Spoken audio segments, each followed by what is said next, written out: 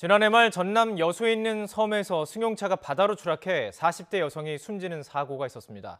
해경은 거액의 보험금을 노린 남편이 계획적으로 벌인 짓으로 보고 남편을 구속해 검찰에 넘겼습니다. 취재기자 연결해서 자세한 이야기 들어보겠습니다. 나연호 기자.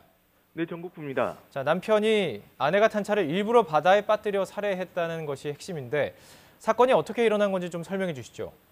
네, 사건이 벌어진 건 지난해 12월 31일입니다.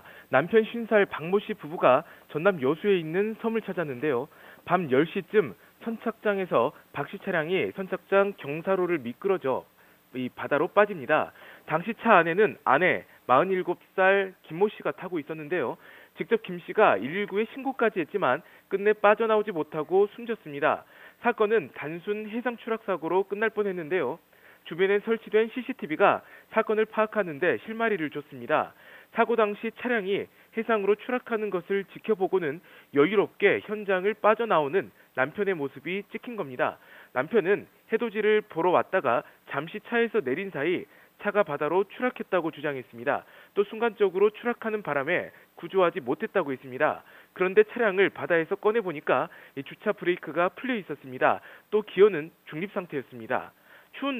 추운 겨울인데도 차량 뒤쪽 창문을 7cm 정도 내려놓은 게 이 남편이 일부러 차가 빨리 이 바다에 잠기게 하려고 한 게 아니냐는 의심을 샀습니다.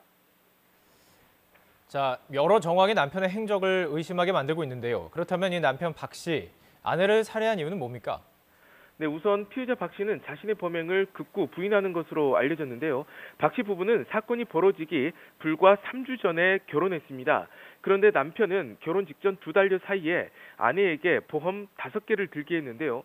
혼인신고 뒤에 보험 수익자를 남편으로 변경했습니다.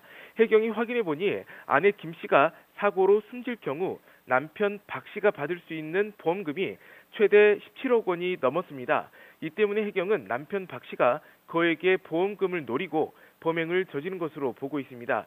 해경이 수상하게 여기는 게 또 하나 있는데요. 사건 일주일 전에는 남편이 미리 섬에 들어와서 범행 장소를 답사한 점입니다. 해경은 살인 혐의와 차량 매몰 혐의를 적용해서 박 씨를 구속한 뒤 검찰에 넘겼습니다. 지금까지 전국부에서 전해드렸습니다.